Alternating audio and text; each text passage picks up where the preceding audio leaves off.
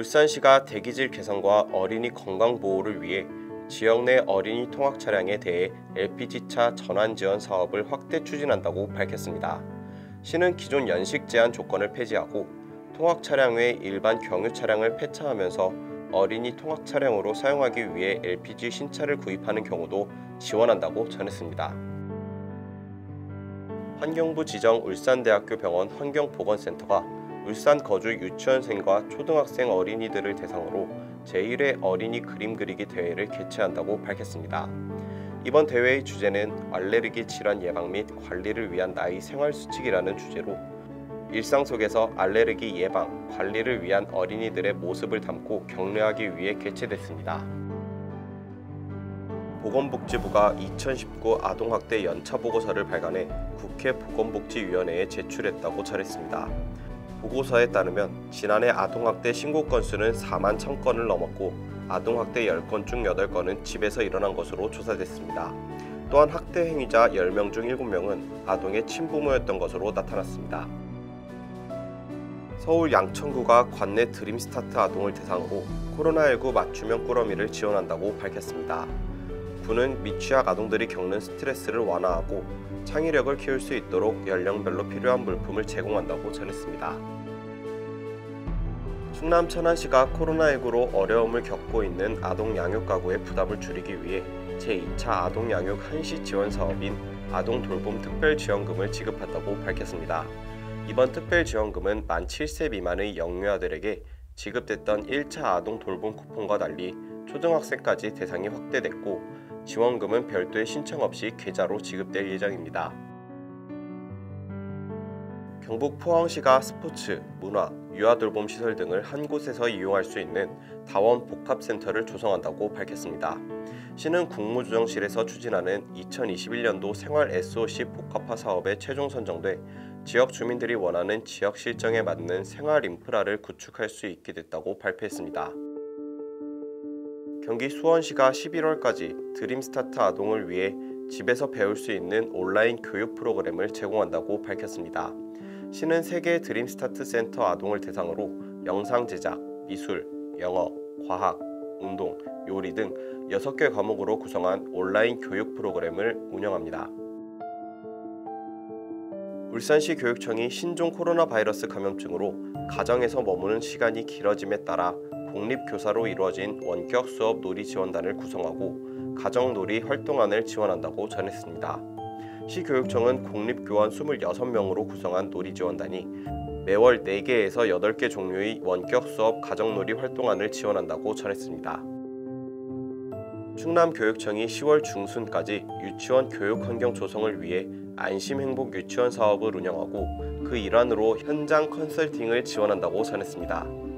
충남교육청은 유아의 건강, 안전과 관련해 학부모 불안감을 해소하기 위해 지속적인 컨설팅을 제공할 예정이라고 전했습니다. 서울시가 게임문화재단, LGU+, NHN과 함께 시립 아동 양육시설인 꿈나무 마을 아동을 위해 노트북 60대, 스마트패드 171대를 지원한다고 전했습니다.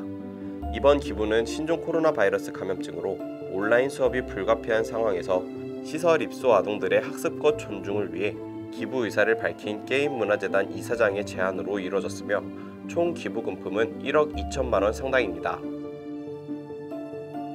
경기도 광명시가 광명시 중장기 보육발전계획 수립 연구용역 최종 보고회를 진행했다고 밝혔습니다.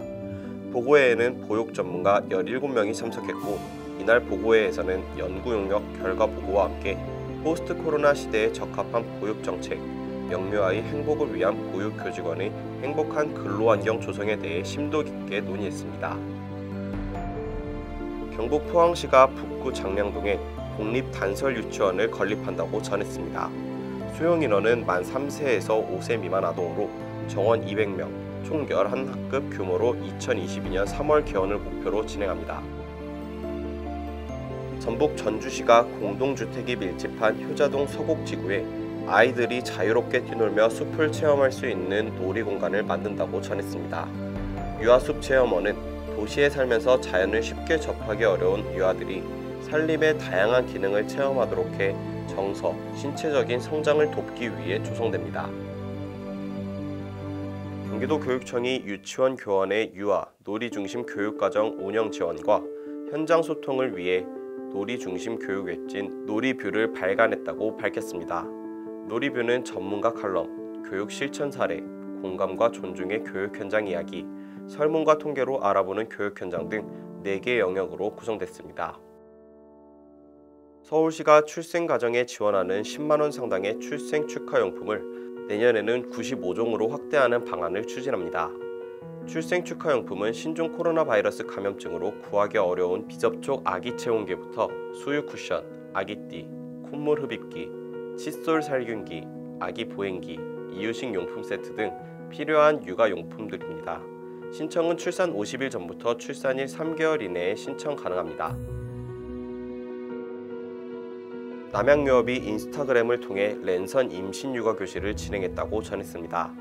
이번에 진행된 두근두근 랜선 임신 육아 교실에서는 인천 중부소방서 119 재난대책과 구급팀 권은정 대원이 출연해 임산부와 신생아의 건강과 안전을 위한 응급처치 방법들을 소개했습니다. 서울시 서남권 직장맘 지원센터가 직장맘의 직장 내 고충 상담 분석 및 직장맘 지원센터 발전 방안 모색 연구 용역 결과 보고서를 발표했습니다. 보고서에 따르면 상담을 받은 워킹맘의 31%는 근로계약, 임금, 부당정보, 직장 내 괴롭힘 등으로 인해 어려움을 겪고 있는 것으로 나타났습니다. 더불어 워킹맘의 직장 내 고충 상담 중 43%는 육아휴직, 가족 돌봄 휴가 등 일과 가정의 양립과 관련된 것으로 나타났습니다. 충북 제천시가 셋째아 출산 축하금을 500만 원에서 2천만 원으로 인상한다고 밝혔습니다. 제천시는 이 같은 내용을 뼈대로 한 임신 출산 지원에 관한 조례 개정안을 시의회에 제출할 방침이라고 전했습니다.